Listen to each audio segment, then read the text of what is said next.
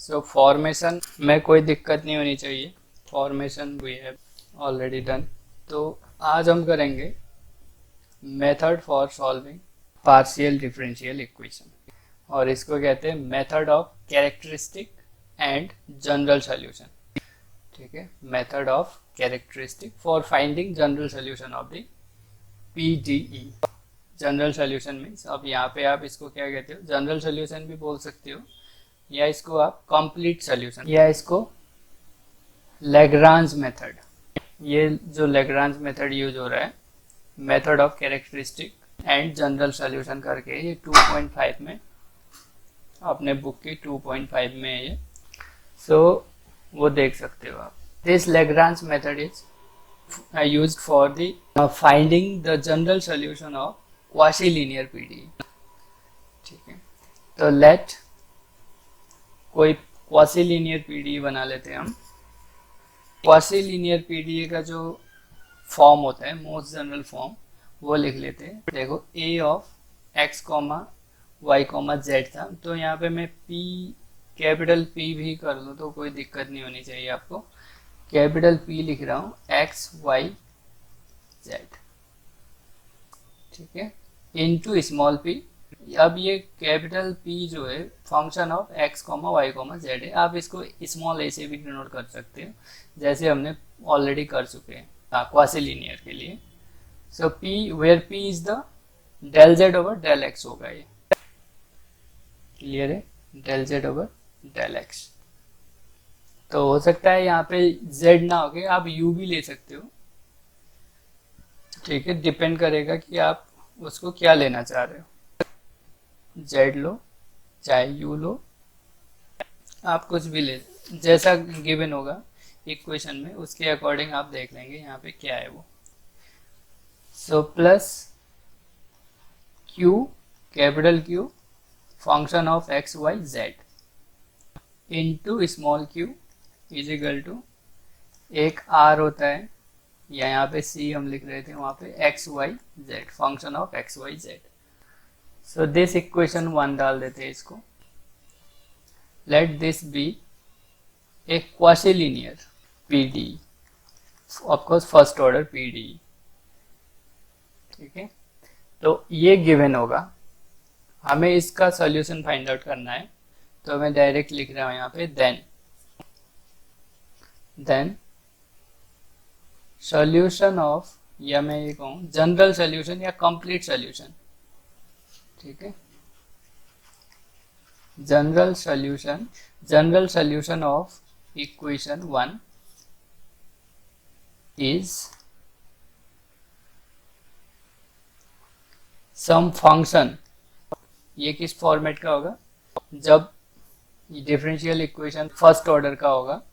ठीक है, और ये कैसा है, having the two independent variable x and y. तो ये हमेशा किस फॉर्मेट में आएगा, function of some function of f and some function of g is equal to 0 type का आएगा। F is the function of x y z and g is the function of x y z, यानी इन्हीं का combination आएगा ये 5।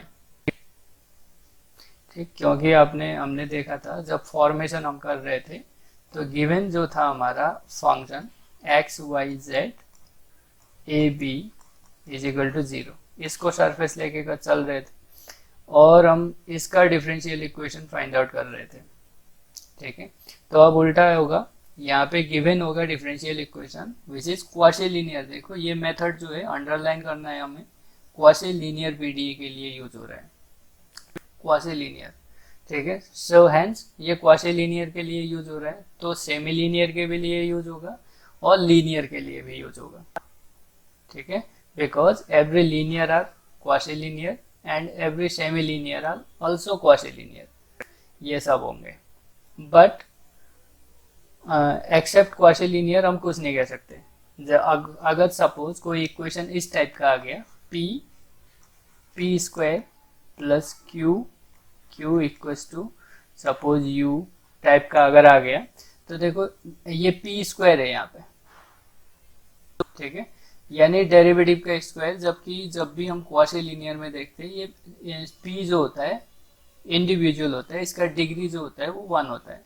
The degree of p is 1, degree of q is 1। अगर ये आ गया so we can not apply the Lagrange method for this problem. ठीक है, तो इसके लिए लैग्रांज मेथड हम नहीं लगा सकते, because the Lagrange method is used only defined for the quasi linear PDE. So अगर ऐसा है तो ये फंक्शन जो होगा फाई जो होगा function of f comma g equals to 0 type का होगा। या मैंने ये कर दिया, देखो कांस्टेंट के फॉर्म में नहीं लिखा हूँ, कांस्टेंट मैंने आर्बिट्रेरी फंक्शन के फॉर्म में लिखा है। अगर ये पे हमारे पास if we have the partial differential equation of first order, ठीक है, with respect to two independent variable, then we have two arbitrary function. तो मैंने उसको f कॉमा जी कर दिया है। सो फंक्शन एन जो हमारा सॉल्यूशन होगा function of f comma g equals to 0 type का आएगा। This is the solution of 1। अब मेन टास्क हमारा ये कि f और g कहाँ से आएंगे, ठीक। या अगर इस टाइप का आपने फंक्शन लिखा है तो आप इसको लिख सकते हो f of phi of g, implicit और एक्सप्लिसिट फॉर्म में लिख सकते हो, जैसे मैंने बताया था शुरू में डिफरेंशियल इक्वेशन में। या g of phi of any some function, आप फाई क्यों रखो, यहाँ पे कुछ और फंक्शन भी ले सकते हो, फाई ऑफ एफ।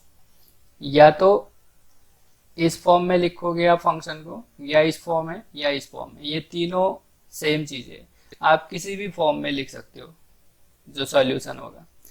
इसको मैं नंबर 2 दे देता हूँ, ठीक है।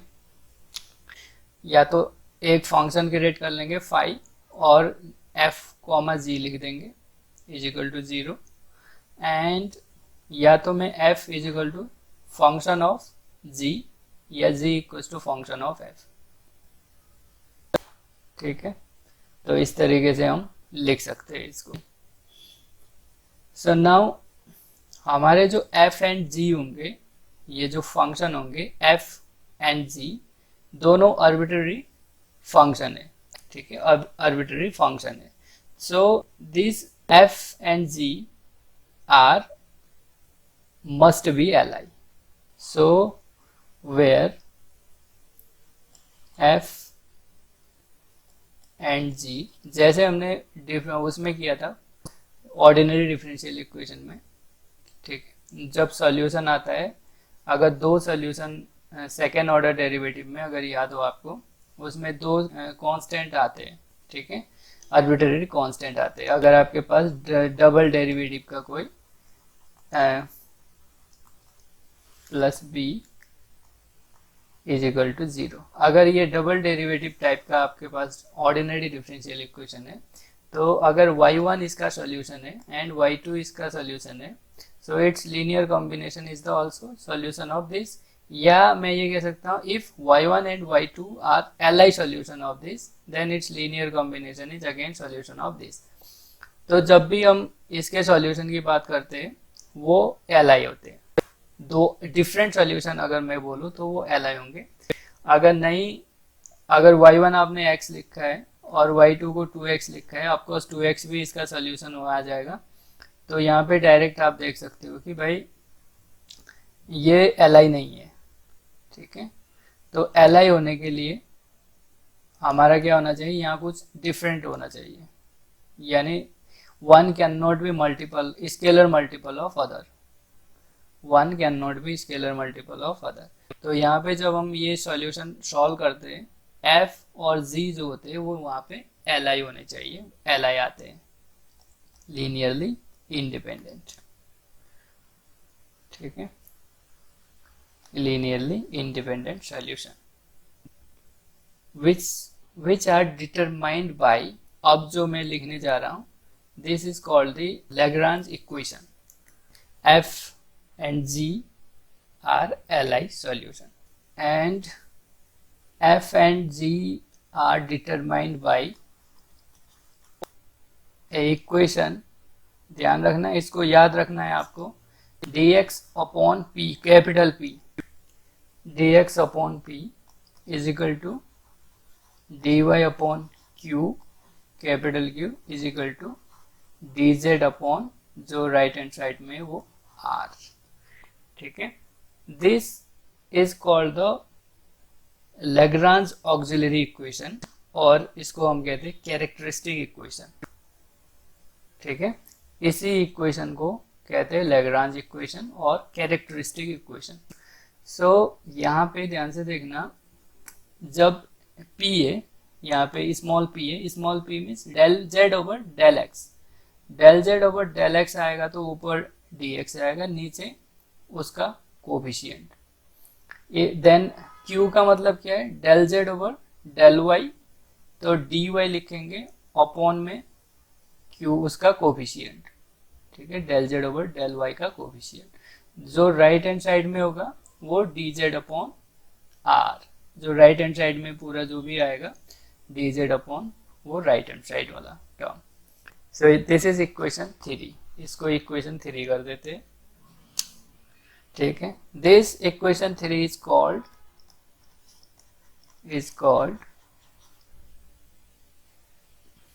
लैग्रांज ऑक्सिलरी इक्वेशन या कैरेक्टरिस्टिक इक्वेशन। एंड अब हमारी बात आ रही है यार, ये f एंड g जो है वो आएंगे क्या, वो कहाँ से आएंगे। सो जब हम इनको इक्वेट करेंगे, सपोज अब यहाँ पे पॉसिबिलिटी देखो कैसे कैसे हो सकती है। जैसे हमें दो फंक्शन चाहिए, आर्बिट्ररी फंक्शन चाहिए या दो आर्बिट्ररी कांस्टेंट चाहिए, तो हम क्या करेंगे, इन दोनों को ले लेंगे, सॉल्व करेंगे। ठीक है, ये देखो आप देख सकते हो ये dx जो होगा अब ऑर्डिनरी में चला जाएगा, यानी पार्शियल से हम ऑर्डिनरी की तरफ जा रहे हैं। तो dx upon p is equal to dy upon q, तो यहाँ पे कुछ भी होगा तो एग्जैक्ट वाली हमारे पास है, एग्जैक्ट डिफरेंशियल इक्वेशन, उसके थ्रू या वेरिएबल सेपरेशन के थ्रू जो भी हमारे वहाँ पे गिवन है, तो किसी ना किसी मेथड को हम अप्लाई करके इनको सॉल्व कर लेंगे। एक जैसे सपोज में आपने इन दोनों को एक साथ लिया, ठीक है, किसी ने इन दोनों को एक साथ लिया, किसी ने इन दोनों को एक साथ लिया, तो यहाँ पे we have different solution. If we have the quasi linear PDE then it's possible solution are many. तो आपके ऊपर डिपेंड करेगा कि आप कौन से दो लेके इसको सॉल्व कर रहे हो। ठीक है, तो आपके जो आंसर होंगे एक दूसरे में वेरी कर सकते हैं, किसी का कुछ आ रहा है किसी का कुछ, लेकिन सब राइट है। सो अब यहाँ पे एक्चुअली इन्हीं केस के लिए डिस्कस करना है। तो अगर सपोज आपने कुछ ले लिया, कोई दो इक्वेशन लिए, तो वहाँ से हमें क्या मिलेगा, एक arbitrary constant. If you take this one, इन ये दोनों ले लो आप एक बार। So this is the first order differential equation, first order ordinary differential equation. So ये है, तो इसके पास एक कांस्टेंट आएगा। ठीक है, एक कांस्टेंट ऑफ इंटीग्रेशन आएगा, उसी C1 को, उसी कांस्टेंट ऑफ इंटीग्रेशन को हम नाम दे देंगे f। Actually f is nothing but the constant which is determined from the equation 3. So यहाँ पे मैं ये कह सकता हूँ the curves and curves f या कर्व्स या फंक्शन, ये किसी भी फॉर्मेट का हो सकता है, एक्स वाई के फॉर्म में, x y u y z के फॉर्म में। So f is a curve is equal to C1। ठीक है, and G is C2, any other, कोई दो अलग लेके हम G भी निकाल लेंगे। अलग अलग केस बना के चेक करेंगे हम कि कैसे कैसे हम इसको निकाल सकते हैं C1 और C2 की वैल्यू। सो C1 और C2 की वैल्यू जैसी हमें आती है, सो C1 is F and C2 is G हम कंसीडर कर लेंगे। देन वो फाई लिख के, जस्ट एक आर्बिट्ररी फंक्शन है, फाई लिख के C1 C2 की वैल्यू पुट कर देंगे यहाँ पे। ठीक है, तो वो हमारा जनरल सोल्यूशन आएगा। सो यहाँ पे ये C1 और C2 जो आते हैं, F is equal to C1 and G equal to C2, these equation are called the characteristic curve of equation 1। ठीक है, इन दोनों को हम क्या कहते हैं, ये कर्व से actually f is equal to C one, g equal to C two जो आएंगे, कोई फंक्शन आएंगे which is depending on x y and z में डिपेंड कर रहा होगा. सो दीज आर कर्व्स, ये कर्व्स है. तो these curves are called the characteristic curves because the curve are determined from the characteristic equation. ये characteristic equation है, तो इनको हम क्या कहेंगे, कैरेक्टरिस्टिक कर्व्स. तो ये अगर मैं इसको 4 कर दूं, सो 4 गिव्स अस कैरेक्टरिस्टिक कर्व और कैरेक्टरिस्टिक सॉल्यूशन.